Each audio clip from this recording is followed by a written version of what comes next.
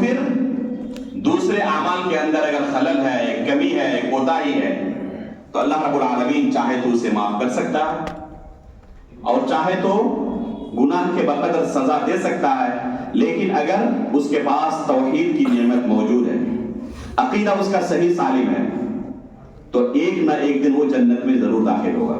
ہمیشہ ہمیشہ اللہ رب العالمین ایسے بندوں کو جہنم میں نہیں رکھے گا. یہ اہل سنت والجماعت کا عقیدہ ہے. اس سے کیا پتا چلا کہ اس کلمے کا ہونا ہماری زندگی میں آخرت کے اندر نجات کے لیے ضروری ہے. کیا اس کلمے کا صرف زبان سے ادا کر لینا کافی ہے؟ اگر صرف زبان سے ادا کر لینا کافی ہوتا تو ابو طالب سے اللہ کے رسول صلی اللہ علیہ وسلم نے آخری سانس تک کوشش کی کہ چچا ایک مرتبہ یہ کلمہ اپنی زبان سے ادا کر لیں.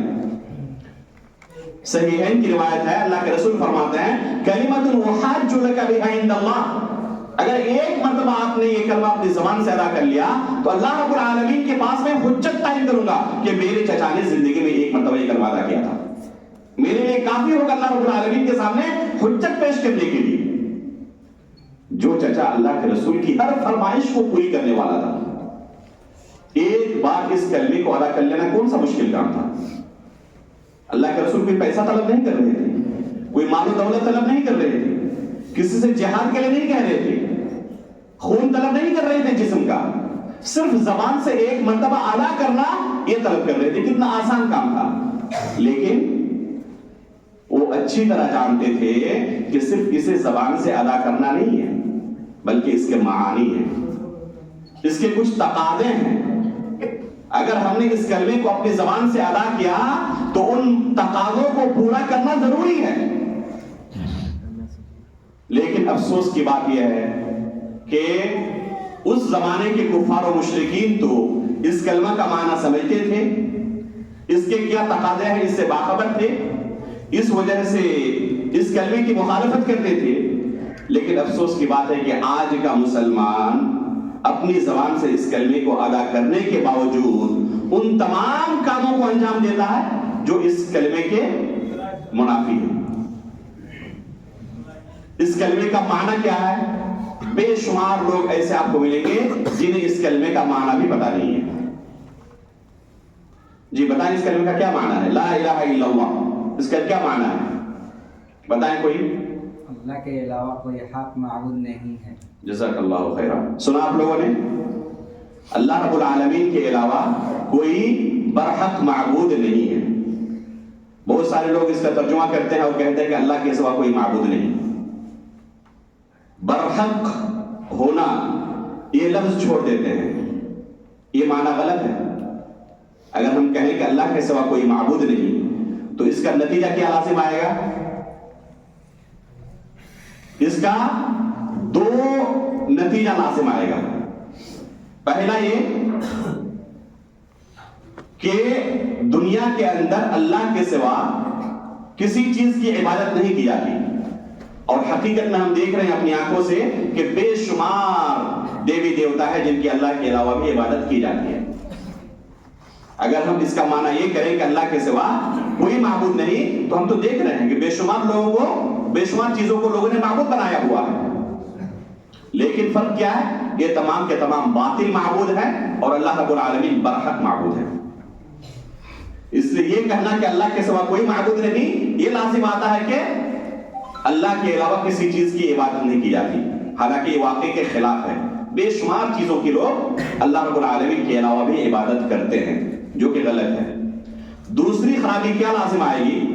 یہ اگر کوئی معنی لے، یا ایسا معنی مان لوگ لے سکتے ہیں کہ اللہ کے علاوہ بھی جن چیزوں کی عبادت کی جاتی ہے وہ بھی اللہ ہے، وہ بھی معبود ہے. نعوذ باللہ من ذالک. افسوس کہ بہت سارے لوگ جو اپنے آپ کو مسلمان کہتے ہیں وہ یہ معنی لیتے بھی ہیں کہ جن چیزوں کی بھی عبادت کی جاتی ہے وہ سب کے سب اللہ ہی ہیں، وہ اللہ کے ہی دوسرے روپ ہیں. اور اسی کو وحدت الوجود کا عقیدہ کہا جاتا ہے، جو افسوس کی بات ہے کہ بے شمار ایسے لوگوں کے اندر بھی موجود ہے جو اپنے آپ کو مسلمان کہتے ہیں چاہے اللہ کی عبادت کریں چاہے کسی کی عبادت کریں، سب اللہ کی ہی عبادت ہے. نعوذ باللہ من ذالک. یہ کفری عقیدہ ہے، یہ عقیدہ کفری عقیدہ ہے اگر کوئی کہے کہ چاہے آپ جس کی عبادت کریں اللہ کی عبادت ہے. یہ ہو نہیں سکتا. صرف اللہ رب العالمین کی عبادت کا مستحق ہے. اس عبادت کے اندر کسی کو بھی شریک کیا جائے تو اللہ رب العالمین کے ساتھ شرک کرنا ہوا. اللہ رب العالمین کے علاوہ کسی کی بھی کسی طرح کی بھی عبادت جائز نہیں ہے. تو اس کلمے کا صحیح معنی کیا ہوگا؟ اللہ رب العالمین کے سوا کوئی برحق معبود نہیں. الہ کا معنی معبود ہوتا ہے. اصل جو شریعت نازل کی گئی ہے, اللہ رب العالمین نے انبیاء اور رسول کو دنیا کے اندر مبعوث فرمایا. تمام رسولوں کی دعوت یہی تھی کہ ایک اللہ کی عبادت کرو, اس کے ساتھ کسی کو شریک نہ ٹھہراؤ. جتنے بھی رسول آئے دنیا کے اندر, ہر رسول نے اپنی امتیوں کو اسی چیز کی دعوت دی کہ اللہ رب العالمین کے سوا کسی کی عبادت نہ کرو, اس کے سوا کسی کو اللہ رب العالمین کی عبادت کرو اور اس کے سوا کسی کو شریک نہ ٹھہراؤ, اس کے علاوہ کسی کی عبادت نہ کرو. تمام انبیاء اور رسول کی یہی دعوت تھی. اس سے کیا پتہ چلتا ہے کہ اصل توحید کے اندر توحید عبادت ہے, توحید الوہیت ہے کہ ایک اللہ کی عبادت کی جائے. الہ کا یہی معنی ہوتا ہے عربی زبان کے اندر.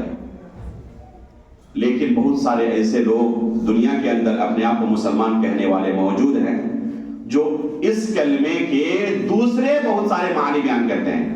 مثلا بعض لوگ کہتے ہیں کہ اللہ رب العالمین کے سوا کوئی موجود نہیں. اللہ رب العالمین کے وجود کا اقرار کرے, یہ معنی ہے لا الہ الا اللہ کا. اس میں کوئی شک نہیں کہ اللہ رب العالمین کے وجود کا اقرار کرنا ضروری ہے, لیکن اس کلمے کا یہ معنی نہیں ہے. اللہ رب العالمین کے وجود کا جہاں تک مسئلہ ہے تو کفار اور مشرکین بھی اللہ رب العالمین کے وجود کا اقرار کرتے تھے, بلکہ ابلیس بھی اللہ رب العالمین کے وجود کا اقرار کرتا تھا. جب جنت سے نکالا گیا اس وقت ابلیس نے اللہ رب العالمین سے کیا دعا کی تھی کہ اے پروردگار, قیامت تک کے لیے مجھے مہلت دی جائے کہ تیرے ان بندوں کو میں گمراہ کروں, راستے سے بھٹکاؤں.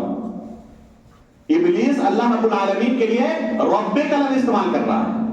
اللہ رب العالمین کو ابلیس بھی اپنا رب مان رہا ہے.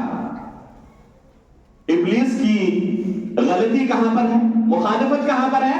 گرچہ اللہ رب العالمین کو رب مان رہا ہے لیکن اس کی عبادت نہیں کر رہا ہے. تو اللہ کے وجود کا اقرار کفار مشرکین بھی کرتے تھے. اس کلمے کا یہ معنی نہیں ہے کہ اللہ رب العالمین کے وجود کا اقرار کیا جائے. بعض لوگ اس کلمے کا یہ معنی بیان کرتے ہیں کہ اللہ رب العالمین کے سوا کسی کی حاکمیت نہیں ہونی چاہیے, قانون صرف اللہ رب العالمین کا ہونا چاہیے. لا الہ الا اللہ کا یہ معنی ہے. اس میں کوئی شک نہیں کہ قانون اللہ رب العالمین کا ہی چلنا چاہیے, لیکن لا الہ الا اللہ کا یہ معنی نہیں ہے. لا الہ الا اللہ کا یہ تقاضا نہیں ہے. اکثر و بیشتر جماعت اسلامی سے جڑے ہوئے لوگ کلمہ لا الہ الا اللہ کا یہی معنی کرتے ہیں. اللہ کے رسول صلی اللہ علیہ وسلم نے صحابہ اکرام کو یہ تعلیم نہیں دی تھی کہ لا الہ کا یہ معنی ہے. صحابہ اکرام, تابعین, تبع تابعین نے یہ معنی نہیں سمجھا تھا لا الہ الا اللہ کا. لا الہ الا اللہ کا یہ معنی کرنا اس کے اصل مرکزی اور بنیادی نقطے سے انحراف کرنا ہے. اور افسوس کی بات یہ ہے کہ جتنے گمراہ فرقے ہیں, تمام گمراہ فرقوں کے اندر کلمہ لا الہ الا اللہ کی تفسیر کے اندر خلل موجود ہے. تو کفار و مشرکین بھی سمجھتے تھے کہ اس کلمے کے کچھ تقاضے ہیں.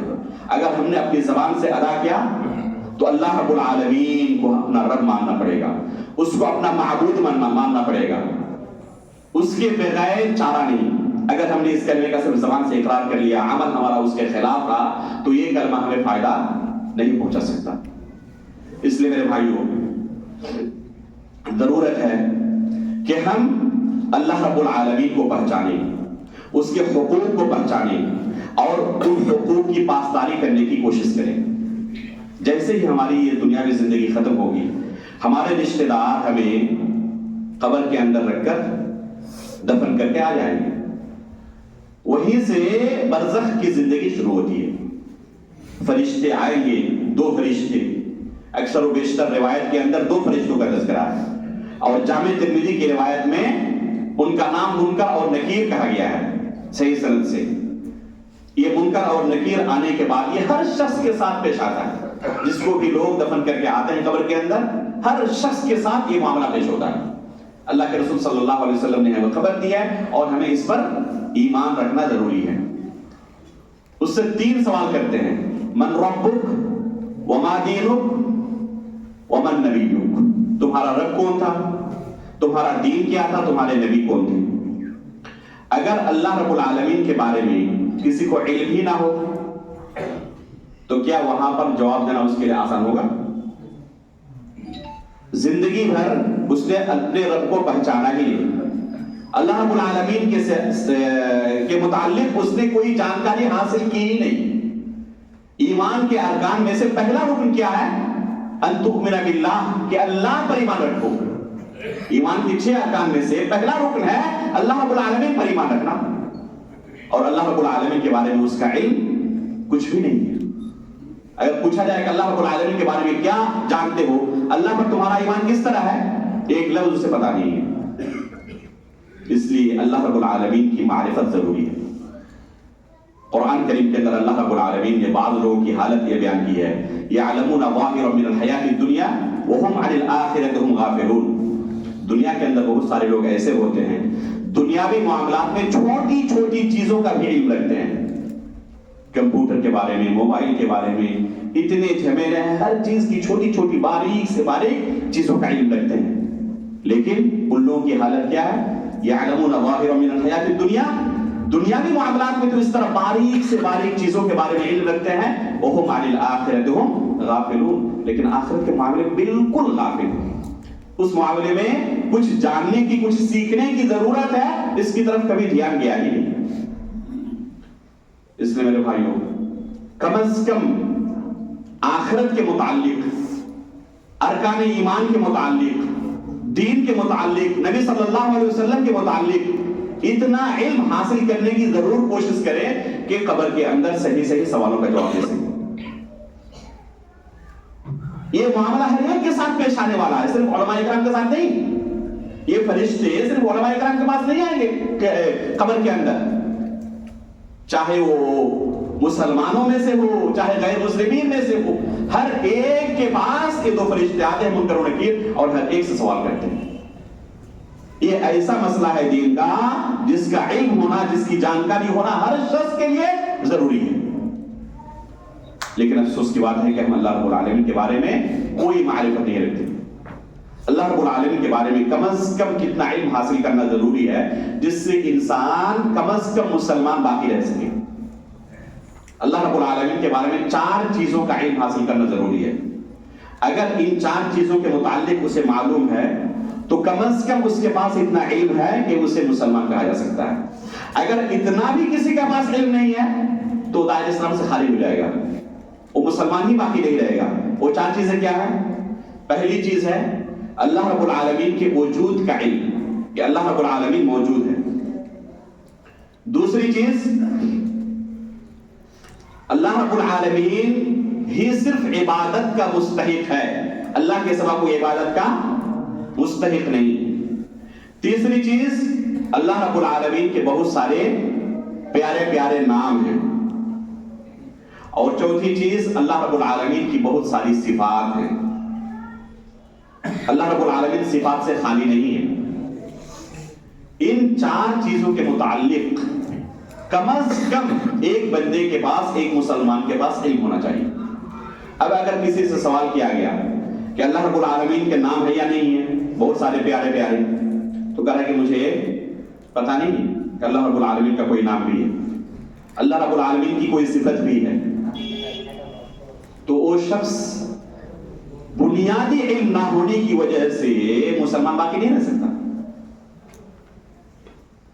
یہ مسلمان باقی نہیں رہ سکتا جو ہم کہہ رہے ہیں تو یہ عام حکم ہے، خاص حکم نہیں. عام حکم اور خاص حکم میں فرق ہے.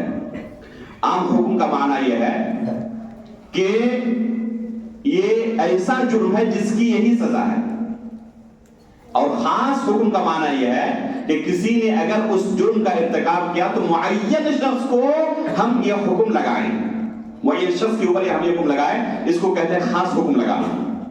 مثلا کسی سے ہم نے سوال کیا تعلق سے ان بنیادی چیزوں کے بارے میں اور وہ جواب نہ دے تو ہم کیا کہیں گے کہ وہ شخص مسلمان باقی نہیں رہ سکتا. لیکن کسی خاص شخص کے جس کا نام مثلا زید ہے, جس کا نام محمد ہے, ہم نے اس کا امتحان لیا اور وہ جواب نہیں دے سکا تو ہم کہیں کہ زید دائرہ اسلام سے خارج ہے. یہ خاص حکم ہوا. تو یہ خاص حکم لگانا عام لوگوں کے لیے جائز نہیں ہے.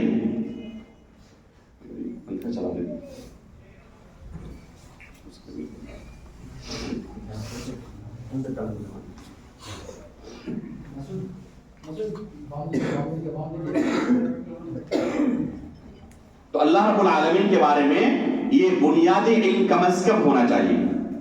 ساتھ ہی اللہ رب العالمین کے متعلق بہت ساری غلط فہمیاں, بدعقیدگیاں لوگوں کے درمیان موجود ہوتی ہیں. ہمارے اس علاقے میں دو ایسی چیزیں میں نے محسوس کی ہیں بہت سارے لوگوں سے ملنے کے بعد, لوگوں کی طرف سے سوالات آنے کے بعد, کہ بہت سارے لوگوں کے اندر بنیادی طور پر اللہ رب العالمین کے تعلق سے یہ دو بیماریاں اور دو بدعقیدگیاں موجود ہیں. پہلی خرابی اور عقیدے کے اندر بگاڑ اللہ رب العالمین کے تعلق سے بہت سارے لوگوں کے درمیان یہ پائی جاتی ہے کہ اللہ رب العالمین کو ہر جگہ حاضر و ناظر ماننا. پوچھا جائے کہ اللہ رب العالمین کہاں ہے, کہتے اللہ رب العالمین ہر جگہ ہے. بعض لوگ کہتے ہیں کہ اللہ رب العالمین ہمارے دلوں کے اندر ہے. کہتے نہیں کہتے کہ اللہ رب العالمین ہر جگہ ہے. یہ حقیقت میں کفار و مشرکین کا عقیدہ ہے, مسلمانوں کا عقیدہ نہیں ہے.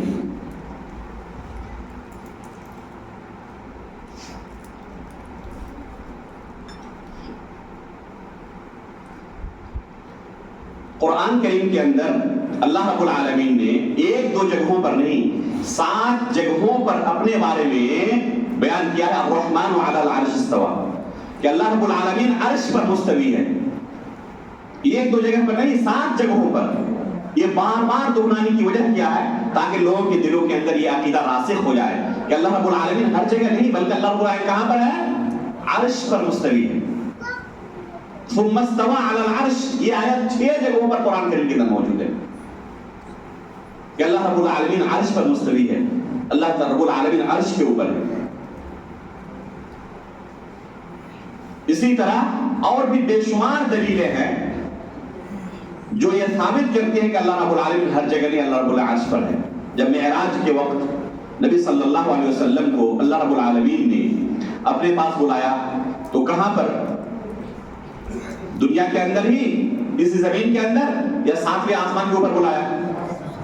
اگر اللہ رب العالمین ہر جگہ موجود ہوتے تو 7ویں آسمان کے اوپر بلانے کی ضرورت نہیں تھی. موسیٰ علیہ السلام اور فرعون کا واقعہ اللہ رب العالمین نے قرآن کریم کے اندر نقل کیا ہے. فرعون اپنے وزیر حامان سے کہتا ہے کہ ایک لمبی سیڑھی بنا, میں موسیٰ کے رب کو دیکھنا چاہتا ہوں. لأطلع إلى إله موسیٰ, میں موسیٰ علیہ السلام کے رب کو دیکھنا چاہتا ہوں. وإني لأظنه كاذبا, حالانکہ میں موسیٰ علیہ السلام کو جھوٹا تسلیم کرتا ہوں, جھوٹا تصور کرتا ہوں. اب غور کریں کہ موسیٰ علیہ السلام نے کیا عقیدہ دیا کہ اللہ رب العالمین آسمانوں کے اوپر ہے, اور فرعون اس عقیدے کا انکار کر رہا ہے. یہ عقیدہ کفار و مشرکین کے اندر اس قدر رائج تھا. نبی صلی اللہ علیہ وسلم کو ایک مرتبہ ایک خاتون کا امتحان لینا ہوا کہ کفار و مشرکین کے عقیدے پر یہ ابھی تک قائم ہے یا ان کا عقیدہ چھوڑ کر مسلمان ہو چکی ہے. تو اللہ کے رسول صلی اللہ علیہ وسلم نے اس خاتون سے صرف 2 سوال کیا, یہ پتا کرنے کے لیے کہ وہ کفار و مشرکین کا عقیدہ چھوڑ کر اسلام قبول کر چکی ہے یا پرانے عقیدے پر ابھی بھی باقی ہے. پہلا سوال کیا کیا, این اللہ, کہ اللہ رب العالمین کہاں ہے. وہ خاتون آسمان کی طرف اشارہ کرتی ہے کہ اللہ رب العالمین آسمانوں کے اوپر ہے. دوسرا سوال من انا, میں کون ہوں, کہتی ہے انت رسول اللہ, اب اللہ کے رسول ہیں. اللہ کے رسول صلی اللہ علیہ وسلم فوراً اس خاتون کے ایمان کی گواہی دیتے اور کہتے ہیں اعتقها فإنها مؤمنہ, اس خاتون کو آپ آزاد کر سکتے ہیں, یہ مؤمنہ عورت ہے. عیسیٰ علیہ السلام کے تعلق سے قرآن کریم کے اندر اللہ رب العالمین نے بیان کیا ہے بل رفعہ الیہ، کہ اپنے پاس اللہ رب العالمین نے اٹھا لیا. قرآن کریم کے تعلق سے اللہ رب العالمین نے کیا فرمایا؟ انا انزلناہ فی لیلۃ القدر، کہ ہم نے اس کو نازل کیا. عیسیٰ علیہ السلام کو اٹھایا جا رہا ہے، قرآن کریم نازل ہو رہا ہے. یہ کس بات کی دلیل ہے؟ کہ اللہ رب العالمین ہر جگہ ہے، آسمانوں کے اوپر ہے، عرش کے اوپر ہے. اللہ رب العالمین عرش کے اوپر ہے. یہ عقیدہ رکھنا کہ اللہ رب العالمین ہر جگہ ہے، یہ کفار و مشرکین کا عقیدہ ہے. اللہ رب العالمین عرش کے اوپر مستوی ہے، لیکن عرش پر ہونے کے باوجود بھی ہر چیز کا علم رکھتے ہیں. یہاں تک کہ ہمارے دلوں کے اندر کھٹکنے والی باتوں کو بھی اللہ رب العالمین جانتے ہیں. انہ علیم بذات الصدور، دلوں کے اندر کھٹکنے والی باتوں کو بھی اللہ رب العالمین جانتا ہے. الا یعلم من خلق وهو اللطیف الخبیر، جس رب نے ہمیں پیدا کیا کیا ہمارے بارے میں وہ رب جان نہیں سکتا؟ تو یہ بد عقیدگی بہت سارے لوگوں کے درمیان پائی جاتی ہے، اور وہ کہتے ہیں کہ اللہ رب العالمین ہر جگہ ہے. اللہ کے فضل و کرم سے، علماء کی محنت کی وجہ سے اس کے اندر کافی سدھار آیا ہے. ایک زمانہ ایسا تھا کسی سے بھی پوچھو یہی جواب ملتا تھا، لیکن اللہ کے فضل و کرم سے اب اگر سوال کیا جائے تو بہت سارے لوگ صحیح جواب دیتے ہیں. خوشی ہوتی ہے. ضرورت ہے کہ اس طرح کی چیزوں کا اتنی بار تکرار کیا جائے کہ ہر ایک کے دل کے اندر راسخ ہو جائے. اور اسی وجہ سے قرآن کریم کے اندر، اسی طرح نبی صلی اللہ علیہ وسلم کی احادیث کے اندر اس اہم مسئلے کا بار بار تکرار ہوا ہے. بار بار اس کی تکرار ہوئی ہے، اور بار بار اس کا اعادہ ہوا ہے. شیخ الاسلام علامہ ابن تیمیہ رحمہ اللہ نے، اسی طرح علامہ ابن قیم رحمہ اللہ نے، اور دوسرے علماء نے بیان کیا ہے کہ اس مسئلے کی قرآن و حدیث کے اندر ایک دو نہیں، 1000 سے زیادہ دلیلیں موجود ہیں. 1000 سے زیادہ دلیلیں اس مسئلے کی قرآن و حدیث کے اندر موجود ہے کہ اللہ رب العالمین عرش کے اوپر ہے. اب غور کریں کہ کتاب و سنت کے اندر کسی چیز کو 1000 مرتبہ سے زیادہ بیان کیا جا رہا ہے. کس وجہ سے؟ کیونکہ یہ اتنا اہم مسئلہ ہے کہ اس کو بار بار ریپیٹ کیا جائے، بار بار بولا جائے. اس لیے ضرورت ہے کہ علماء اکرام اس مسئلے کے اوپر خصوصی ترکیز کریں اور اسے عام لوگوں کے درمیان کثرت سے بیان کریں، تاکہ کسی کے ذہن میں کوئی خلل اور کوئی وسوسہ اور کوئی شبہہ باقی نہ رہے. دوسرا مسئلہ اور دوسری بدعقیدگی جو بہت سارے لوگوں کے اندر پائی جاتی ہے اللہ رب العالمین کے سلسلے میں، وہ ہے اللہ رب العالمین کو نراکار ماننے کا مسئلہ. نراکار کا معنی کیا ہوتا ہے؟ جس کی کوئی صفت نہ ہو، جس کا کوئی آکار نہ ہو. حالانکہ ابھی میں نے کہا کہ اللہ رب العالمین کے تعلق سے بنیادی 4 چیزوں کا علم ہونا ضروری ہے، اس کے بغیر کوئی شخص مسلمان باقی نہیں رہ سکتا. اس میں سے چوتھی چیز کیا ہے؟ اللہ رب العالمین کے صفات ہیں. مثلا قرآن کریم کے اندر اللہ رب العالمین نے اپنے متعلق بہت ساری صفات کا تذکرہ کیا ہے. نبی صلی اللہ علیہ وسلم نے اپنی احادیث کے اندر بہت ساری صفات کا تذکرہ کیا ہے. ان صفات کے بارے میں ہمیں علم رکھنا ضروری ہے، ایمان رکھنا ضروری ہے. اگر کوئی شخص کسی بھی صفت کا انکار کرے تو وہ شخص مسلمان باقی نہیں رہ سکتا. مثلا اللہ رب العالمین کی صفات کے متعلق قرآن کریم کے اندر بیان ہوا ہے کہ اللہ رب العالمین کی آنکھ ہے، اللہ رب العالمین کے ہاتھ ہیں، اللہ رب العالمین کا وجہ ہے، چہرہ ہے. احادیث کے اندر، اللہ کے رسول کی صحیح احادیث کے اندر، قرآن کریم کے اندر اس طرح اللہ رب العالمین کی بے شمار صفات کا تذکرہ ہوا ہے. اللہ رب العالمین محبت کرتا ہے، اللہ رب العالمین اسی طرح بغض رکھتا ہے، یعنی نفرت کرتا ہے، ناپسند کرتا ہے. تو اس طرح کی صفات کا تذکرہ اللہ رب العالمین کے سلسلے میں قرآن و حدیث کے اندر جو آیا ہے اس پر ایمان رکھنا ضروری ہے. نراکار ماننے کا کیا معنی ہے؟ کہ اللہ رب العالمین کی کوئی صفت نہیں ہے، اس کا کوئی آکار نہیں ہے. اللہ رب العالمین کی صفت ہے، لیکن کیسی ہے کسی نے دیکھا نہیں ہے، جو اس کی شان کے لائق ہے. ہم اللہ رب العالمین کے چہرے کے بارے میں عقیدہ رکھیں کہ اللہ رب العالمین کا چہرہ ہے، اللہ رب العالمین کا ہاتھ ہے، اس کی آنکھیں ہیں، لیکن کیسے، اس کی شکل و صورت کیا ہے؟ لیس کمثلہ شیء وہو السمیع البصیر. اللہ رب العالمین کی طرح کچھ بھی نہیں ہے، اور اللہ رب العالمین سننے والا اور دیکھنے والا ہے. تشبیہ نہیں دی جا سکتی.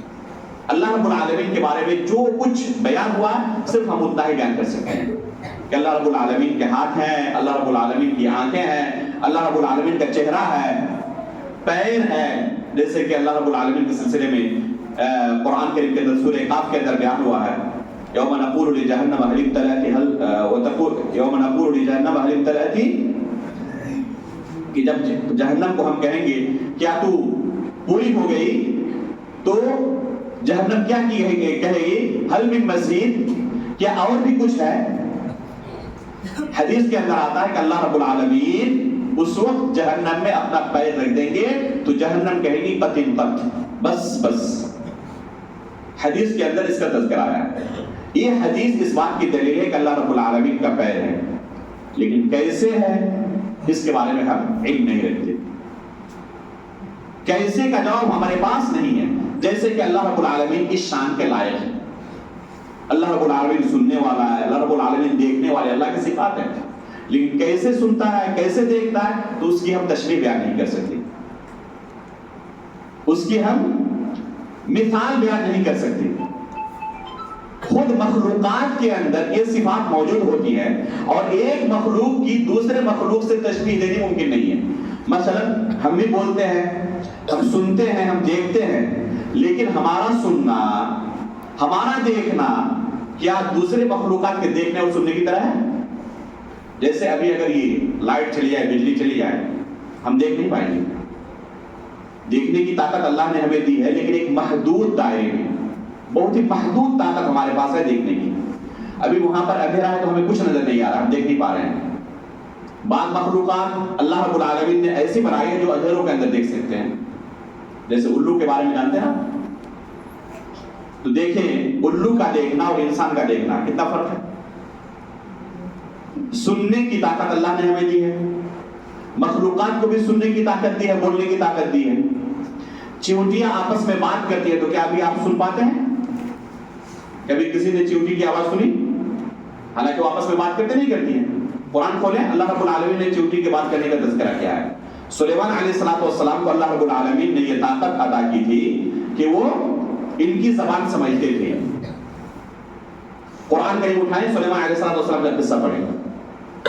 جب سلیمان علیہ السلام اپنے لشکر کے ساتھ جا رہے تھے تو چیونٹیوں نے، اس کے سردار نے اپنے جماعت سے کیا کہا؟ یا ایھا النمل ادخلوا مساکنکم لا یحطمنکم سلیمان وجنودہ۔ چیونٹیوں کی سردار اپنے جماعت سے کہہ رہی ہے کہ اپنے اپنے بلوں کے اندر، اپنے اپنے گھروں کے اندر داخل ہو جاؤ، کہیں ایسا نہ ہو کہ سلیمان علیہ السلام اور اس کا لشکر تمہیں کیا کریں؟ روم دے اور تمہیں کچل ڈالیں۔ فتبسم ضاحکا، تو سلیمان علیہ السلام ان کی بات سن کر مسکرا پڑے۔ چیونٹیوں کی آواز کو سننے کی اور سمجھنے کی اللہ رب العالمین نے انہیں طاقت دی تھی، وہ سمجھ رہے تھے، سن رہے تھے، لیکن ہمیں وہ طاقت نہیں دی ہے۔ اب غور کریں کہ اللہ رب العالمین نے بولنے کی طاقت ان کو بھی دی ہے، ہم کو بھی دی ہے، لیکن ہمارے بولنے کی طرح نہ ان کا بولنا ہے، نہ ان کے بولنے کی طرح ہمارا بولنا ہے، نہ ہم ان کی آواز سن پاتے ہیں، نہ ہماری آواز وہ سمجھ پاتے ہیں۔ اما عائشہ رضی اللہ تعالیٰ عنہ بیان کرتی ہیں، سورۃ المجادلہ کی تفسیر آپ پڑھیں، کہ ایک خاتون اللہ کے رسول کے پاس اپنے شوہر کا مقدمہ لے کر آئی اور بہت ہی آہستہ آواز میں، پست آواز میں اللہ کے رسول صلی اللہ علیہ وسلم کو اپنا قصہ سنا رہی تھی۔ میں قریب ہی بیٹھی ہوئی تھی، لیکن آہستہ آواز ہونے کی وجہ سے، پست آواز ہونے کی وجہ سے میں ان کی بات چیت سمجھ نہیں پا رہی تھی۔ اسی دوران اللہ رب العالمین نے قرآن کی آیت نازل کی، قد سمع اللہ قول التی تجادلک فی زوجها وتشتکی الی اللہ۔ اما عائشہ فرماتی ہیں کہ میں اتنے قریب بیٹھی ہوئی تھی، لیکن ان کی بات چیت میں سمجھ نہیں پائی، میں سن نہیں پائی، اور اللہ رب العالمین جو ساتویں آسمان کے اوپر ہے، عرش کے اوپر ہے، وہاں سے اللہ رب العالمین نے اس خاتون کی بات چیت سن لی اور قرآن کی آیت نازل کر دی۔ اللہ اکبر۔ تو بندوں کا سننا، اس کے ساتھ کوئی تشبیہ دی ہی نہیں جا سکتی۔ اللہ رب العالمین سننے والا ہے، لیکن کیسے؟ جو اس کی شان کے لائق ہے، اس کے ساتھ کسی دوسری چیز کی تشبیہ نہیں دی جا سکتی۔ اس لیے اللہ رب العالمین کے بارے میں یہ کہنا کہ اللہ رب العالمین نراکار ہے، یہ مسلمانوں کا عقیدہ نہیں۔ اللہ رب العالمین کی صفات ہیں، اس کے آکار ہیں، لیکن کیسے اس کی تشبیہ ہم نہیں دے سکتے۔ جو صفات قرآن کریم کے اندر احادیث کے اندر بیان ہوئی ہے ان پر ہم عقیدہ رکھتے ہیں، ایمان رکھتے ہیں۔ حدیث کے اندر آتا ہے کہ جب جنتی جنت میں پہنچیں گے تو اللہ رب العالمین اپنی اصل صورت میں ان کے سامنے نمودار ہوگا۔ اگر اللہ رب العالمین کی کوئی صورت ہی نہیں ہے تو اللہ رب العالمین کیسے اپنی اصل صورت میں نمودار ہوگا؟ اگر کوئی کہے کہ اللہ رب العالمین کا کوئی آکار ہی نہیں، ناکار ہے، تو اللہ رب العالمین کیسے اپنی اصل صورت میں جنتیوں کے سامنے نمودار ہوگا؟ تو یہ ایک باطل عقیدہ ہے، اور افسوس کہ بہت سارے لوگ اس باطل عقیدے کو اپنی زبان سے ادا کرتے ہیں اور یہ عقیدہ رکھتے ہیں۔ تو اللہ رب العالمین کے تعلق سے اس طرح کا عقیدہ رکھنا مناسب نہیں ہے۔ اسی طرح اللہ رب العالمین کے تعلق سے اللہ کے جو حقوق ہے، ان حقوق کی جو پامالی ہمارے معاشرے کے اندر کی جاتی ہے، ان میں سے ایک غیر اللہ کی قسم کھانا ہے۔ کھاتے نہیں کھاتے؟ بہت سارے لوگوں کو آپ نے دیکھا ہوگا معاشرے کے اندر آنکھ کی قسم کھاتے ہیں، بہت سارے لوگ ماں کی قسم کھاتے ہیں، اسی طرح اور بھی کسی دوسری چیز کی قسم کھاتے ہیں۔ اس کا حکم کیا ہے؟ یہ شرک ہے، جائز نہیں ہے۔ نبی صلی اللہ علیہ وسلم کی صحیح حدیث ہے کہ اگر کسی نے غیر اللہ کی قسم کھائی، اللہ کے علاوہ کسی بھی چیز کی قسم کھائی، تو اس نے شرک کیا۔ یہ شرک اکبر بھی ہو سکتا ہے، شرک اصغر بھی ہو سکتا ہے۔ اصل یہی ہے کہ وہ شرک اصغر ہے، لیکن اگر اللہ رب العالمین کی طرح غیر اللہ کی بھی تعظیم کرے تو وہ شرک اکبر میں بھی داخل ہو سکتا ہے، یا اللہ رب العالمین سے زیادہ غیر اللہ کی تعظیم کرے تو شرک اکبر کے اندر داخل ہو سکتا ہے۔ اور شرک کا گناہ ایسا گناہ ہے جو اللہ رب العالمین کبھی معاف نہیں کرتا۔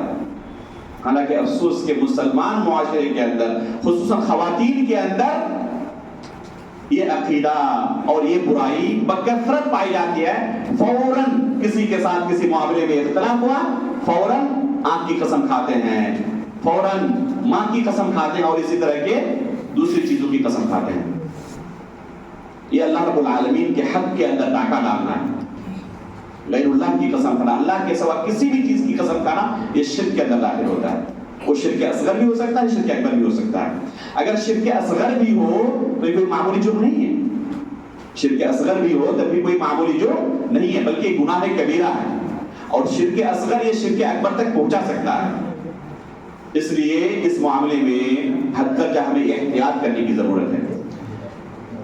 اسی طرح شرک کا ایک مظہر جو ہمارے معاشرے کے اندر موجود ہے، وہ علاج اور معالجے کا طریقہ ہے۔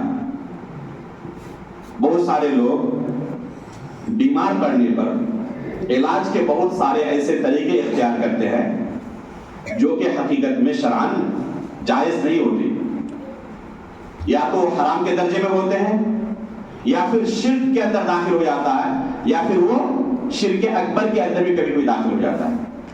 مثلاً تعویذ لٹکانا، بہت سارے مسلمان تعویذ لٹکاتے ہیں، نہیں لٹکاتے؟ یہ مسلم معاشرے کے اندر عام بیماری موجود ہے۔ آپ چلے جائیں، کیا کہتے ہیں اس کو، کوبیراج، جو لوگ دیتے ہیں اس طرح تعویذ و گنڈے، ان کے پاس علاج معالجے کے لیے کون حاضر ہوتے ہیں؟ صرف غیر مسلم حاضر ہوتے ہیں یا ہمارے مسلمان بھائی حاضر ہوتے ہیں؟ ہمارے مسلمان بھائی حاضر ہوتے ہیں، اور پھر وہ اس طرح تعویذ و گنڈا لے کر آتے ہیں اور پھر اس طرح علاج کرتے ہیں۔ اللہ کے رسول صلی اللہ علیہ وسلم فرماتے ہیں من تعلق تمیمۃ فقد اشرک، جس نے تعویذ لٹکائی اس نے شرک کیا۔ اسی طرح اکثر و بیشتر میں نے دیکھا ہے لوکل ٹرینوں میں یہ اشٹو دھاتو کی انگوٹھی بیچتے ہیں، بیچتے نہیں بیچتے؟ اب پتہ نہیں اشٹو دھاتو یہ کیا چیز ہے، اللہ اعلم۔ اس کی انگوٹھی بیچتے ہیں اور یہ خریدنے والے ہمارے مسلمان بھائی ہوتے ہیں۔ اسی طرح بعض لوگوں کو آپ نے دیکھا ہوگا کہ کالا ٹیکا لگاتے ہیں نظر بد سے بچنے کے لیے، یہاں تک کہ چھوٹے بچوں کو بھی نظر بد سے بچانے کے لیے ولادت کے موقع پر مائیں کیا کرتی ہیں، وہ کالا ٹیکا لگا دیتی ہیں، اس سے نظر بد سے بچہ محفوظ رہے گا۔ یہ بدعتی طریقہ ہے. یہ شرک کے اندر بھی داخل ہو سکتا ہے, شرک اصغر کے اندر بھی, اور بسا اوقات شرک اکبر کے اندر بھی داخل ہو سکتا ہے. اس طرح علاج و معالجے کے طریقے پر آپ بات کرنا شروع کریں تو بے شمار آپ کو ایسے طریقے سماج کے اندر, معاشرے کے اندر ملیں گے جن کا شریعت سے کوئی تعلق نہیں ہے. میں آپ کو اصول سمجھا رہا ہوں کہ علاج و معالجے کا کون سا طریقہ جائز ہے. تفصیل کے اندر داخل ہو تو اس کے لیے بہت وقت کی ضرورت ہے کہ اس طرح کے علاج جائز ہے نہیں ہے. اصول سمجھیں. اللہ رب العالمین نے علاج و معالجے کا 2 طریقہ جائز رکھا ہے. شریعت نے علاج و معالجے کا 2 طریقہ جائز رکھا ہے. ایک ہے قدری طریقہ اور ایک ہے شرعی طریقہ. قدری طریقہ مطلب جو آسان لفظوں میں ڈاکٹروں کے پاس آپ جاتے ہیں اور وہ علاج متعین کرتے ہیں, علاج کی تشخیص کرتے ہیں. کوئی گھر میں بیمار ہوا, آپ گئے ڈاکٹر کے پاس, جو علاج لکھتے ہیں, آپریشن کرتے ہیں, دوا دیتے ہیں. یہ طریقہ شرعاً جائز ہے. یہ طریقہ شرعاً جائز ہے. اس میں صرف یہ دیکھنے کی ضرورت ہے کہ حرام چیزوں سے علاج نہ کر رہا ہو. مثلا کسی ڈاکٹر نے کہا کہ شراب پئیں آپ کی یہ بیماری ختم ہو جائے گی, یہ علاج جائز نہیں ہے کیونکہ شراب پینا شریعت میں جائز نہیں ہے. اگر کسی حرام چیز سے علاج کرنے کے لیے وہ کہہ رہا ہے تو پھر وہ علاج جائز نہیں ہوگا. اگر حرام چیز کا استعمال نہ کرے تو پھر علاج و معالجے کا یہ طریقہ, قدری طریقہ اس کو کہتے ہیں, یہ طریقہ بالکل جائز ہے. دوسرا طریقہ جو جائز ہے وہ کون سا طریقہ ہے؟ وہ شرعی طریقہ ہے. شرعی طریقے کا مطلب یہ ہے کہ کوئی ڈاکٹر اس علاج کے بارے میں تشخیص نہیں کرتا, لیکن شریعت کے اندر ہمیں اس علاج کا تذکرہ ملتا ہے. وہ علاج کا طریقہ بھی جائز ہے, بلکہ یہی سب سے بہترین طریقہ ہے کہ اسی طریقوں کو اختیار کیا جائے, کیونکہ شریعت کی طرف سے اس کا بیان ہوا ہے. مثلا رقیہ کرنا, دم کرنا کسی پر, قرآن کی آیتیں پڑھ کر, کوئی دعا پڑھ کر, یہ طریقہ جائز ہے. اسی طرح نبی صلی اللہ علیہ وسلم نے بے شمار علاج کا طریقہ بیان کیا ہے. حدیث کی کتابوں میں آپ ایک کتاب پائیں گے کتاب الطب کے نام سے. محدثین نے اس کتاب کے اندر نبی صلی اللہ علیہ وسلم کے بتائے ہوئے علاج کے طریقوں کو بیان کیا ہے. اسی طرح بہت سارے علماء نے کتاب الطب کے نام سے مستقل کتابیں تصنیف کی ہیں. ان کتابوں کے اندر کیا بیان ہوا ہے؟ اللہ کے نبی صلی اللہ علیہ وسلم اور صحابہ اکرام تابعین اعظام علاج کا کیا طریقہ اختیار کرتے تھے. تو شریعت نے جو علاج کا طریقہ بیان کیا ہے اس طریقے پر اگر کوئی علاج کرے تو جائز ہے. اب اگر کوئی طریقہ علاج کا آپ کو ایسا نظر آ رہا ہے سماج کے اندر, معاشرے کے اندر, جو نہ قدری ہے نہ شرعی ہے, جو نہ قدری طریقہ ہے نہ شرعی طریقہ ہے, تو سمجھ لیں کہ وہ بدعتی طریقہ ہے. اگر قدری طریقہ بھی نہیں ہے اور شرعی طریقہ بھی نہیں ہے تو کیا ہے وہ بدعتی طریقہ ہے. مثلا یہ طریقہ علاج کا دنیا کا کوئی ڈاکٹر بیان نہیں کرے گا, اس کا مطلب کہ وہ قدری طریقہ نہیں ہے. مثلا کسی کو جانڈس ہو جائے, جانڈس جانتے ہیں نا, بہت سارے لوگ علاج اس کا کیا دیتے ہیں کہ یہ فلاں درخت لو یا اس کی جڑ لو اور جا کے اپنے گھر کے اندر فلاں جگہ پر اس کو گاڑ دو, چھت کے اوپر, چالی کے اوپر اور کسی جگہ پر اس کو گاڑ دو. اور وہ بھی دن متعین ہوتا ہے, مثلا سوموار کے دن کرنا ہے, مغرب کے وقت یا فجر کے وقت, دوسرے دن کریں گے تو نہیں ہوگا. اس طرح موجود ہے نہیں یہ طریقے. بہت سارے لوگ اس طرح کے طریقے اختیار کرتے ہیں, بتاتے ہیں. وہ آہستہ آہستہ وہ درخت سوکھتا جائے گا اور آپ کے اندر یہ بیماری ختم ہو جائے گی آہستہ آہستہ. اس طرح کے علاج کے طریقے کیا دنیا کا کوئی ڈاکٹر اس کی تشخیص کر سکتا ہے؟ نہیں. شریعت کے اندر کیا اس طرح کا کوئی طریقہ موجود ہے؟ قطعاً نہیں. نہ یہ قدری طریقہ ہے نہ شرعی طریقہ ہے. تب یہ کون سا طریقہ ہوا؟ یہ شیطانی طریقہ ہے. شیطان ہی اس طرح کے علاج کی تشخیص کر سکتا ہے. نہ کوئی دنیا کا ڈاکٹر یہ علاج بیان کرے گا اور نہ شریعت نے ہمیں یہ طریقہ سکھایا ہے. ایک شخص میرے پاس آیا, کئی سال پہلے کی بات ہے, اسے آنکھ کی بیماری بھی تھی. آپ جانتے ہیں کسی کا سر کے اندر یا جسم کے اندر کوئی حصہ کیا ہوتا ہے, پھول جاتا ہے. تو کسی نے اس کو کہا کہ اس کا علاج یہ ہے کہ تم ایک ڈاب لو. ڈاب جانتے ہیں نا, ناریل, تو اس ڈاب کو دریا کے اندر ندی کے اندر جا کے بہا دو, تمہارا یہ آپ صحیح ہو جائے گا. تو مجھے پوچھنا ہے کہ یہ طریقہ جائز ہے نہیں ہے؟ تو میں نے اس کو کہا کہ مجھے تو اس علاج کے بارے میں کچھ سمجھ میں نہیں آ رہا ہے کہ آپ کا ڈاب کے ساتھ کیا تعلق ہے, سوائے وزن کے کہ آپ کے وزن پر ڈاب ہے. وزن کے علاوہ مجھے کوئی اور ان دونوں کے درمیان تعلق سمجھ میں نہیں آ رہا ہے. اب اس طرح کا علاج دنیا کا کوئی ڈاکٹر بیان نہیں کرے گا, اور نہ شریعت نے اس طرح کا کوئی علاج بیان کیا. تو یہ کون سا طریقہ ہے؟ نہ شرعی طریقہ ہے نہ قدری طریقہ ہے, تو یہ شیطانی طریقہ ہے. اس طرح کے علاج کے طریقے ہر گاؤں کے اندر الگ الگ موجود ہیں, بے شمار ہیں. آپ اگر ان علاج کے طریقوں کو اگر کوئی میدان میں نکلے اور لکھنا شروع کرے تو کئی جلدوں کی موٹی کتاب تیار ہو جائے گی. اور یہ ہمارے معاشرے کے اندر جو اپنے آپ کو اہل حدیث کہتے ہیں, اس معاشرے کے اندر یہ طریقے موجود ہیں, جو یا تو اللہ کا بدعتی طریقہ ہے, یا حرام طریقہ ہے, یا شرک کے اندر داخل ہو سکتا ہے وہ.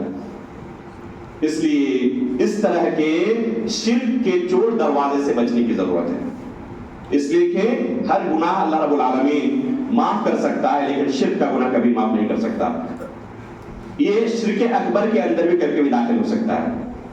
تو اس طرح کے علاج کے طریقوں سے بچنے کی ضرورت ہے. جنوں کو بند کرنے کا بعض لوگوں کے یہاں ایک رواج چلا ہوا ہے.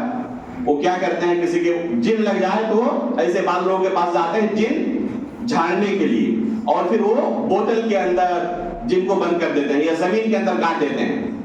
تو یہ سب خرافات ہیں, شیطانی وساوس ہیں, شریعت سے اور اس سے اس کا کوئی تعلق نہیں ہے. وقت اگر ہو جائے تو یہ خبر کرتے پہلے, ٹھیک ہے. تو اللہ رب العالمین, یہ پہلا میں یہ بیان کر رہا تھا ارکان ایمان میں سے کہ ارکان ایمان کا علم ہونا ضروری ہے. ان میں سے پہلا رکن تھا اللہ رب العالمین کے بارے میں, کہ اللہ رب العالمین کے بارے میں علم حاصل کرنا ضروری ہے. اس کے جو حقوق ہیں, حقوق کی پاسداری کرنا ضروری ہے. اگر ان حقوق کی کوئی پاسداری نہیں کرتا, یہ اللہ کے حقوق کے اندر شرک کر رہا ہے, کسی دوسرے کو شریک کر رہا ہے, تو اللہ رب العالمین یہ گناہ معاف نہیں کرے گا. اس لیے پہلے علم حاصل کرنا ضروری ہے, اور پھر اس علم کے مطابق عمل کرنا ضروری ہے. ارکان ایمان میں سے پہلا رکن یہ ہوا ایمان باللہ. دوسرا رکن کیا ہے؟ فرشتوں پر ایمان لانا. کیا معنی فرشتوں پر ایمان لانے کا؟ فرشتوں پر کیسے ایمان لائیں گے؟ اگر آپ کو سوال کیا جائے کہ فرشتوں پر آپ کا ایمان ہے, کیا کہیں گے آپ؟ جی بتائیں. اگر پوچھا جائے کہ فرشتوں پر آپ کا ایمان ہے تو کیا کہیں گے آپ؟ بات کریں آپ لوگ, جواب دیں, ہے یا نہیں ہے؟ کس طرح ہے ایمان؟ فرشتوں پر ایمان کے تعلق سے کیا جانتے ہیں, کیا تصور ہے ذہن کے اندر کہ فرشتوں پر ہم اس طرح ایمان لاتے ہیں؟ فرشتہ اللہ کا بندہ ہے اور ان سے پیدا ہے.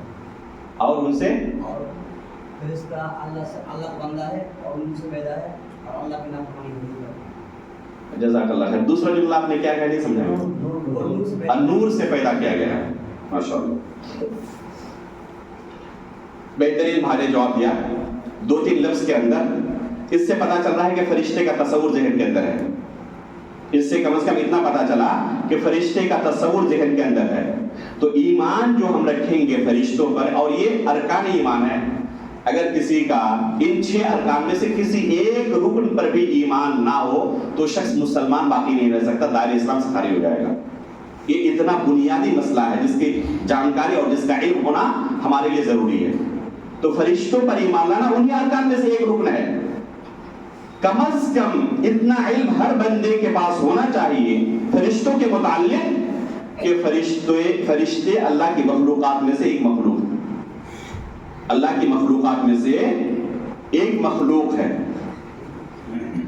ان میں سے بعض فرشتے وحی لے کر نازل ہوتے ہیں, ان میں سے بعض فرشتے وحی لے کر نازل ہوتے ہیں انبیاء اکرام کے پاس,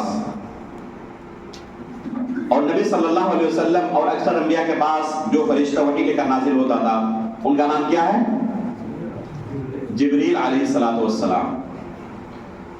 یہ واجبی امور میں داخل ہے, لیکن اگر کوئی شخص نام نہ بیان کر سکے تو وہ شخص دائرہ اسلام سے خارج نہیں ہوگا. اگر اسے اتنا علم ہے کہ فرشتوں میں سے بعض فرشتے انبیاء کے پاس وحی لے کر اللہ کی طرف سے نازل ہوتے ہیں، اگر اتنا علم رہے تو اس کے ایمان کی حفاظت کے لیے کافی ہے. لیکن اگر کسی کو یہ علم ہی نہیں ہے، اگر اس سے پوچھا جائے کہ کیا فرشتوں میں سے کوئی انبیاء کے پاس وحی لے کر نازل ہوتے ہیں، کہہ رہا ہے کہ مجھے علم نہیں ہے. تو جو بنیادی علم حاصل ہونا، بنیادی علم رکھنا فرشتوں کے متعلق ضروری تھا، یہ بنیادی علم بھی نہ ہونے کی وجہ سے وہ شخص مسلمان باقی نہیں رہ سکتا. کم از کم اتنی جانکاری اسے ہونی چاہیے. مزید جانکاری اگر ہو بہتر ہے. مثلا فرشتوں کے تعلق سے ابھی بھائی نے کہا کہ وہ اللہ رب العالمین کی نافرمانی نہیں کرتے، اگر یہ جانکاری بھی ہے تو بہت اچھی چیز ہے. فرشتوں کے بعض نام قرآن و حدیث کے اندر وارد ہیں. مثلا کسی کو پوچھا گیا کہ جو فرشتہ قبر کے اندر سوال و جواب کرے گا اس کا نام کیا ہے، تو وہ کہہ رہا ہے کہ مجھے ان دونوں فرشتوں کا نام پتا نہیں ہے. تو کیا اس لا علمی کی وجہ سے وہ دائرہ اسلام سے خارج ہو جائے گا؟ نہیں. لیکن اگر اس کے پاس اس چیز کا بھی علم ہے تو ایک بہت اچھا علم ہے اس کے پاس، ایمان کے تعلق سے اس کے پاس بہت اچھا ایک علم ہے. بعض مسائل فرشتوں کے تعلق سے ایسے ہیں کہ اگر اسے بیان کیا جائے اس کے بعد بھی نہ سمجھ پائے، وہ کہہ رہا ہے کہ یہ باتیں میرے دماغ کے اندر نہیں سما رہی، میں سمجھ نہیں پا رہا ہوں اس مسئلے کو. مثلا مثال دے رہا ہوں، جیسے کہا جائے کہ فرشتے دیگر مخلوقات کی طرح ان پر موت آئے گی یا نہیں آئے گی، تو وہ کہہ رہا ہے کہ مجھے اس مسئلے کا کوئی علم نہیں ہے کہ فرشتے مریں گے یا نہیں مریں گے، مجھے اس مسئلے کا علم نہیں ہے. اب اس شخص کو کتاب و سنت کے دلائل پیش کیے گئے، بیان کیا گیا کہ قرآن و حدیث کے دلائل کے مطابق یہ مسئلہ ہے. اس بارے میں علماء کا اختلاف ہے. فلاں علماء کی جماعت کہتی ہے کہ وفات ان کو حاصل ہوگی، ان کو وفات آئے گی، موت آئے گی، وہ بھی مریں گے. اور بعض علماء کیا کہتے ہیں کہ ان کو موت نہیں آئے گی. ان کے پاس یہ دلیل ہے، ان کے پاس یہ دلیل ہے، اور ان میں سے راجح یہ ہے فلاں حدیث و دلیل کے طور پر پیش کرتے وہ حدیث ضعیف ہے. یہ تمام چیزیں اس کے پاس بیان کی گئی. اس کے بعد اس سے سوال کیا گیا کہ اب بتائیے فرشتے مریں گے یا نہیں مریں گے، تو کہہ رہا ہے کہ آپ نے جو یہ باتیں بیان کی میرے دماغ کے اندر کچھ بھی نہیں داخل کی، میں سمجھ ہی نہیں پائی اس مسئلے کو.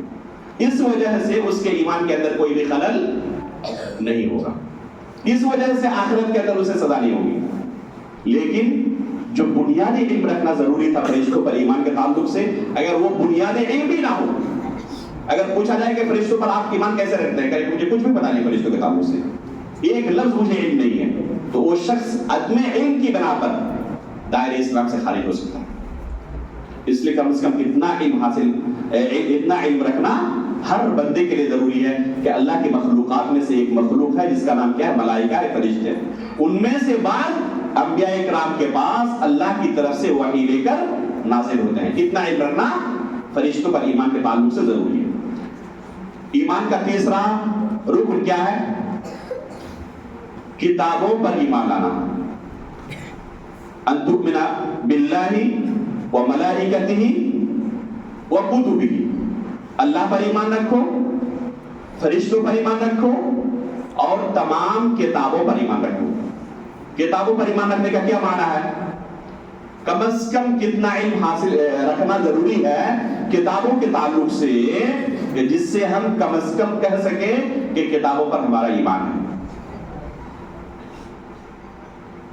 کم از کم اتنا علم رکھنا ہر بندے کے لیے ضروری ہے کہ اللہ رب العالمین نے اپنے انبیاء میں سے جن کے متعلق چاہا ان پر کتابیں نازل کی تاکہ وہ لوگوں کے درمیان اس کتاب کی روشنی میں فیصلہ کریں.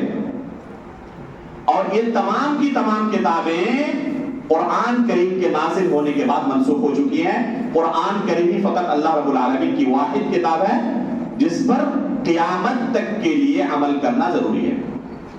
یہ ہے ایمان بالکتب کا معنی، کتابوں پر ایمان لانے کا معنی. پھر دوہرا رہا ہوں، یہ ایمان رکھنا، ایمان بالکتب کا کیا معنی ہے، کتابوں پر ایمان لانے کا کیا معنی ہے، غور سے سنیں. یہ ہر شخص کو اس کا علم رکھنا ضروری ہے. کتابوں پر ایمان رکھنے کا معنی یہ ہے کہ اللہ رب العالمین نے اپنے انبیاء میں سے جسے چاہا اس پر کتاب نازل کی تاکہ وہ اس کتاب کی روشنی میں لوگوں کے درمیان فیصلے کریں، اللہ رب العالمین کی شریعت بیان کریں. اور یہ تمام کتابیں منسوخ ہو چکی ہیں قرآن کریم کے ذریعے. قرآن کریم قیامت تک باقی رہنے والی کتاب ہے، اب یہ منسوخ نہیں ہو سکتا، اس پر قیامت تک عمل کرنا ضروری ہے. یہ معنی ہے کتابوں پر ایمان لانے کا. اب اگر کسی کو پوچھا جائے کہ کتابوں پر تمہارا ایمان ہے، کہہ رہا کہ مجھے پتا نہیں کہ کتابوں کا ایمان لانے کا کیا معنی ہے، اللہ نے کوئی کتاب نازل کی ہے، مجھے اس کا کوئی علم ہی نہیں ہے، تو وہ شخص ایمان کے ایک رکن کے بارے میں علم نہ رکھنے کی وجہ سے دائرہ اسلام سے خالی ہو سکتا ہے. ایمان کا چوتھا رکن کیا ہے؟ رسولوں پر ایمان لانا. اس ایمان کا چوتھا رکن ہے رسولوں پر ایمان لانا. رسولوں پر ایمان لانے کا کیا معنی ہے؟ کہ اللہ رب العالمین نے لوگوں کی ہدایت کے لیے ان میں سے اپنے بعض بندوں کو رسول بنا کر بھیجا تاکہ وہ اللہ رب العالمین کی عبادت کی طرف لوگوں کو دعوت دیں. اور ان میں سے آخری نبی محمد رسول اللہ صلی اللہ علیہ وسلم ہے. یہ ہے معنی رسولوں پر ایمان لانے کا. اللہ رب العالمین نے لوگوں کی ہدایت کے لیے ان میں سے اپنے بعض بندوں کو رسول بنا کر مبعوث کیا تاکہ وہ لوگوں کو اللہ کی عبادت کی طرف دعوت دے. اور ان میں سے آخری نبی کون ہے؟ محمد الرسول اللہ صلی اللہ علیہ وسلم ہے. کم از کم اتنا علم رکھنا ایمان بالرسول کے تعلق سے ہر بندے پر ضروری ہے. اگر اتنا بھی علم نہیں ہے تو دائرہ اسلام سے خارج ہو سکتا ہے. یہ عام حکم ہے، خاص حکم نہیں ہے. اس طرح کسی کا امتحان لے کر اس کو اسلام سے خارج نہ کرے. اگر کسی کے پاس علم نہ ہو تو اس کا عام حکم یہی ہے کہ وہ شخص دائرہ اسلام سے خارج ہو سکتا ہے. کم از کم اتنی جانکاری ہونی چاہیے. ایمان کا پانچواں رکن کیا ہے؟ یوم آخرت پر ایمان لانا. یوم آخرت پر ایمان لانے کا کیا معنی ہے؟ یوم آخرت پر ایمان لانے کا معنی یہ ہے کہ اللہ رب العالمین قیامت کے دن تمام لوگوں کو دوبارہ موت کے بعد اٹھائے گا اور اللہ رب العالمین کے سامنے اپنے اعمال کا انہیں حساب دینا ہوگا. اگر اچھا عمل ہوگا اچھا نتیجہ ہوگا، عمل برا ہوگا اس کا نتیجہ برا ہوگا. اور برا نتیجہ ہونے کا معنی کیا ہے؟ برا نتیجہ مطلب اس کا ٹھکانہ جہنم ہے. اگر اللہ رب العالمین پر ایمان نہیں تھا، اللہ رب العالمین کے ساتھ شرک کرتا تھا، لا الہ الا اللہ کا اقرار نہیں کیا تھا، یا اقرار تو کیا تھا لیکن وہ تمام اعمال کرتے رہا تھا جس سے لا الہ الا اللہ ختم ہو جاتا ہے، ایمان سے انسان خارج ہو جاتا ہے، تو ایسا شخص کیا ہوگا؟ ایسے شخص کا ٹھکانہ جہنم ہے. یہ ہے ایمان بالیوم الآخر کا مطلب، آخرت کے دن پر ایمان لانے کا مطلب. اب اگر کوئی شخص کہے کہ آخرت کے دن پر میرا ایمان نہیں ہے، ہم مریں گے، دوبارہ ہمیں اٹھایا جائے گا، اپنے اعمال کا ہمیں حساب دینا ہوگا، یہ سب فالتو کی چیزیں ہیں، اس پر میرا ایمان نہیں ہے، تو کیا ہوگا؟ وہ شخص مسلمان باقی نہیں رہ سکتا. افسوس کی بات یہ ہے کہ اپنے آپ کو مسلمان کہنے کا دعویٰ کرنے والے بہت سارے لوگ ایسے ہیں جو کھلم کھلا ایمان کے ان ارکان کا انکار کرتے ہیں. سر سید احمد خان کا نام آپ نے سنا؟ علی گڑھ مسلم یونیورسٹی کے جو مؤسس سے بانی ہیں، کھلم کھلا ان چیزوں کا انکار کرتے ہیں. عذاب قبر کا انکار کرنا، فرشتوں کا انکار کرنا، یوم آخرت کا انکار کرنا، جو ایمان کے بنیادی ارکان میں سے ہیں، ان چیزوں کا کھلم کھلا انکار کرتے ہیں. تو اس طرح اگر کوئی شخص ان چیزوں پر ایمان نہ لائے تو اس کے بارے میں حکم کیا ہے؟ اس کے بارے میں حکم وہ شخص مسلمان باقی نہیں رہ سکتا. لیکن متعینہ طور پر جیسے اگر کوئی کہے کہ فلاں نے فلاں کو ایمان سے خارج کر دیا، اسلام سے خارج کر دیا، مطلب سر سید احمد خان کے بارے میں متعینہ طور پر اگر ہمیں کہا جائے کہ کیا وہ کافر ہے تو ہم یہ نہیں کہہ سکتے. ہو سکتا ہے کہ ان کے پاس تعویل ہو، شک ہو، اس لیے متعینہ طور پر کافر کہنا الگ مسئلہ ہے. عام طور پر اگر ہمیں کہا جائے کہ اگر کوئی اللہ رب العالمین پر ایمان نہیں رکھتا، یوم آخرت پر ایمان نہیں رکھتا، تو اس کا کیا حکم ہے؟ تو ہم کہیں گے وہ شخص دائرہ اسلام سے خارج ہے۔ اس لیے میرے بھائیوں، ایسے تمام لوگوں کی کتابوں سے دور رہنے کی کوشش کریں، ایسے تمام لوگوں کے درس سے دور رہنے کی، ان کی تقریروں کو سننے سے دور رہنے کی کوشش کریں جو اسلام کے نام پر آپ کو گمراہ کرنے کی کوشش کرتے ہیں، غلط افکار آپ کے ذہنوں کے اندر ڈالنے کی کوشش کرتے ہیں۔ صرف ان لوگوں کی باتیں سنیں، ان کی کتابیں پڑھیں جو سلف صالحین کے منہج پر چلنے والے ہیں، جو خالص کتاب و سنت کی طرف دعوت دیتے ہیں۔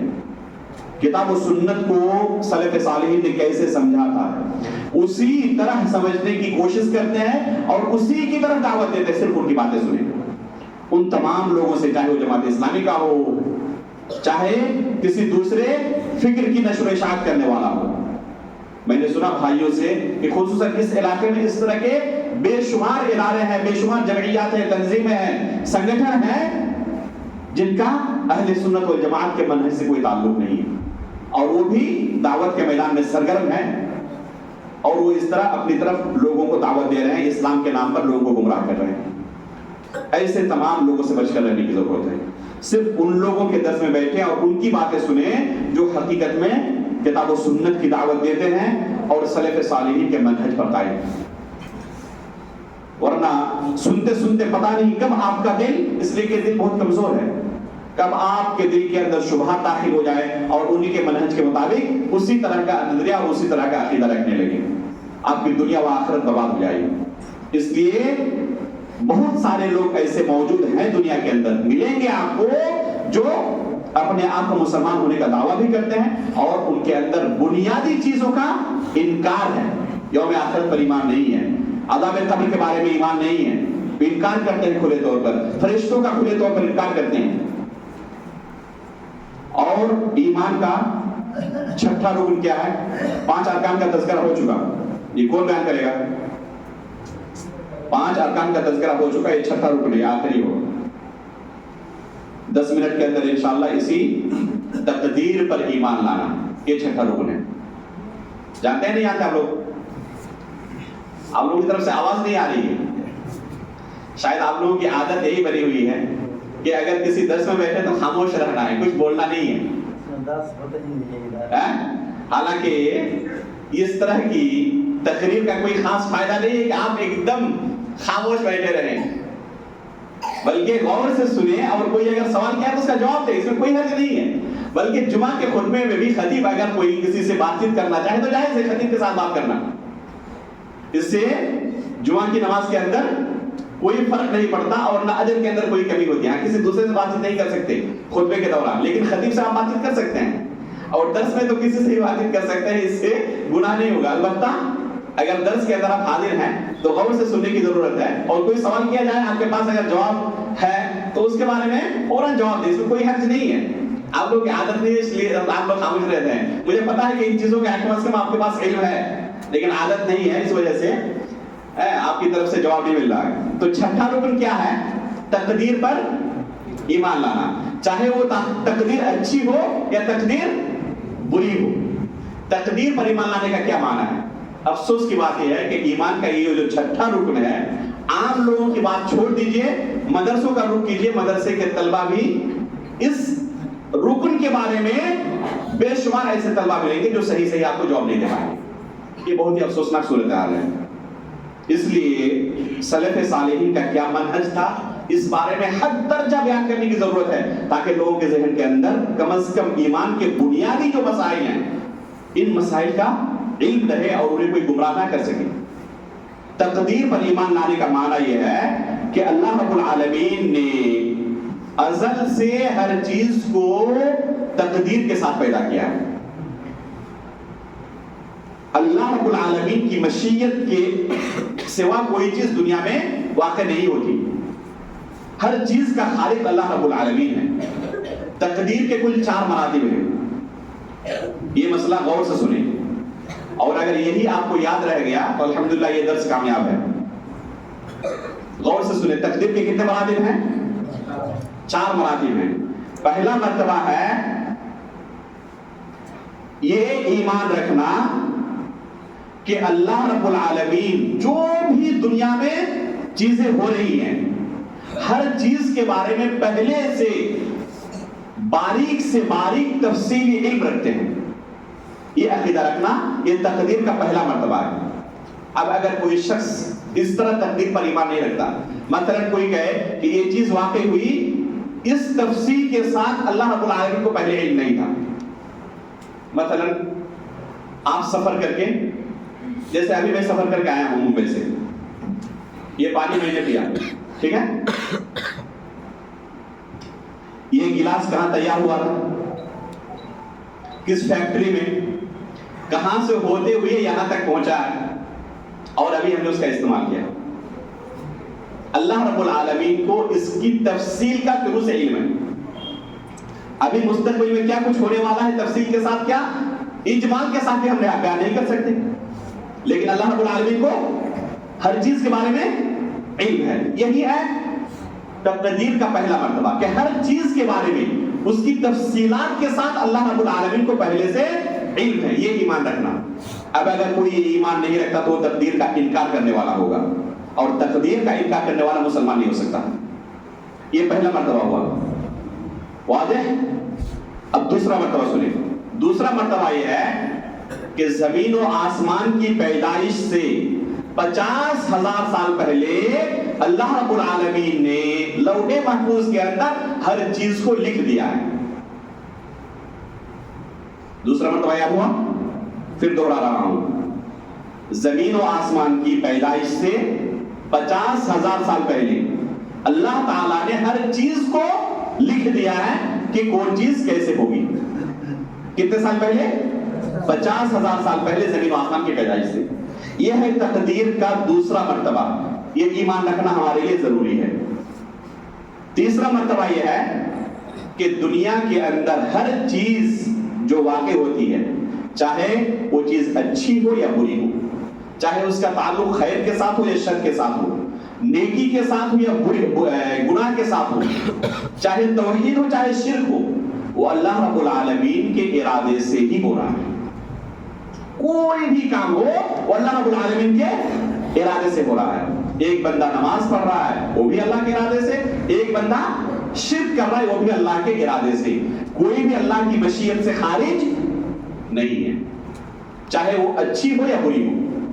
اللہ رب العالمین کی مشیت سے کوئی بھی چیز خارج نہیں ہے. اب اگر کوئی یہ عقیدہ رکھے کہ اچھی چیزیں اللہ کی مشیت سے ہو رہی ہے، اللہ کے ارادے سے ہو رہی ہے، لیکن جو بری چیزیں اللہ کے ارادے سے نہیں ہو رہی ہیں، تو تقدیر پر ایمان لانے والا نہیں ہوگا. وہ اگر کوئی کہے کہ فلاں شخص کا قتل ہو گیا، نعوذ باللہ من ذالک، اللہ تعالیٰ بچائے، فلاں شخص نے کسی دیوی دیوتا پر چڑھاوا ہے، سجدہ کیا، یہ شرک ہے. اب اگر کوئی کہے کہ یہ اللہ کے ارادے سے نہیں ہو رہا تو تقدیر کا انکار کرنے والا ہوگا. لیکن اس کا معنی یہ نہیں کہ اللہ کے ارادے سے ہو رہا ہے تو اللہ تعالیٰ راضی بھی ہے. ارادے سے ہونا اور راضی ہونا دو الگ الگ چیز ہے. اللہ تعالیٰ راضی نہیں ہے گناہ سے، لیکن وہ بھی اللہ کے ارادے سے ہو رہا ہے. یہ تیسرا مرتبہ ہے کہ جو بھی چیز دنیا میں ہوتی ہے، چاہے وہ اچھی ہو یا بری ہو، گناہ ہو یا نیکی ہو، وہ اللہ رب العالمین کی مشیت سے اس کے ارادے سے ہو رہی ہے. 3 مرتبہ ہو گئے. چوتھا مرتبہ ہے کہ ہر چیز کا خالق اللہ رب العالمین ہے. ہر چیز کا خالق کون ہے؟ اللہ رب العالمین ہے. یہاں تک کہ ہمارا خالق بھی اور جو ہم عمل کرتے ہیں اس کا بھی خالق اللہ رب العالمین ہے. جیسے ابھی ہم نے نماز پڑھی، ہم نماز پڑھیں گے، قرآن کی تلاوت کرتے ہیں، یہ عمل ہے نا ہمارا. یہ اس عمل کا بھی خالق کون ہے؟ اللہ رب العالمین ہے. فاعل ہم ہیں، کرنے والے ہم ہیں، لیکن خالق کون ہے؟ پیدا کرنے والا کون ہے؟ اللہ رب العالمین ہے. یہ ہے تقدیر پر ایمان لانے کا معنی. یہ تقدیر کے 4 مراتب ہیں. اگر کوئی اس طرح تقدیر پر ایمان لائے تو تقدیر پر ایمان لانے والا ہوگا. اس طرح تقدیر پر کوئی ایمان نہ لائے تو تقدیر پر ایمان لانے والا نہیں ہوگا. اور تقدیر پر ایمان نہ لانا یہ پہلا فتنہ تھا امت کے اندر جو ظاہر ہوا تھا. صحابہ کرام موجود تھے ابھی اور یہ فتنہ ظاہر ہو چکا تھا. صحیح مسلم کی پہلی حدیث آپ پڑھیں، اس کے اندر پائیں گے کہ بصرہ کے اندر، عراق کے اندر جو ایک شہر ہے، بصرہ کے اندر معبد جوہنی نام کا ایک شخص تھا. اس نے تقدیر کا انکار کیا اور کیا کہنے لگا؟ ان الامر انف، تقدیر نام کی کوئی چیز نہیں، اور ہر چیز کا علم اللہ تعالیٰ کو واقع ہونے کے بعد ہوتا ہے، پہلے سے اللہ تعالیٰ نہیں جانتے. یہ پہلا فتنہ تھا امت کے اندر، یہ پہلا فرقہ ظاہر ہوا تھا قدریہ کا، اور ابھی صحابہ کرام موجود تھے، صحابہ کرام کے زمانے میں اس طرح فرقے ظاہر ہونا شروع ہو چکے تھے، بدعتیں ظاہر ہونا شروع ہو چکی تھی۔ عبداللہ بن عمر رضی اللہ تعالیٰ عنہ نے جب سنا کہ اس طرح کا کوئی شخص ظاہر ہوا ہے جو تقدیر کا انکار کر رہا ہے، کیا فرمایا؟ کہہ دینا ان کو جا کر کہ میں ان سے بری ہوں، وہ مجھ سے بری ہیں۔ اگر وہ احد پہاڑ کے برابر بھی اللہ کے راستے میں سونا خرچ کرے اور تقدیر پر ایمان نہ رکھے تو وہ شخص اللہ رب العالمین کیا ہے کامیاب نہیں ہو سکتا، نجات نہیں پا سکتا۔ اللہ اکبر۔ احد پہاڑ کے برابر اگر سونا خرچ کرے، احد پہاڑ جاتے ہیں نا، کسی کے پاس 1 کلو سونا آپ نے دیکھا ہے؟ احد پہاڑ کے برابر بھی اگر سونا خرچ کرے، احد پہاڑ کے برابر سونا خرچ کرنے کا مطلب یہ ہے کہ دنیا کی پوری دولت کو آپ ایک پلڑے میں رکھ دیں اور احد پہاڑ کو سونے کے برابر رکھ دیں، پھر بھی وہ پلڑا کیا ہوگا؟ بھاری ہوگا۔ یعنی کوئی دنیا کا بادشاہ ہو جائے، پوری دنیا کا، اور پوری دنیا اللہ کے راستے میں خرچ کر دے، لیکن تقدیر پر ایمان نہ رکھے، اللہ تعالیٰ کے یہاں نجات ملے گی؟ نجات نہیں ملے گی۔ اس لیے تقدیر پر ایمان لانے کی اتنی اہمیت ہے۔ اس طرح اگر ہم ایمان رکھتے ہیں تو ہم حقیقت میں ایمان لانے والے ہیں۔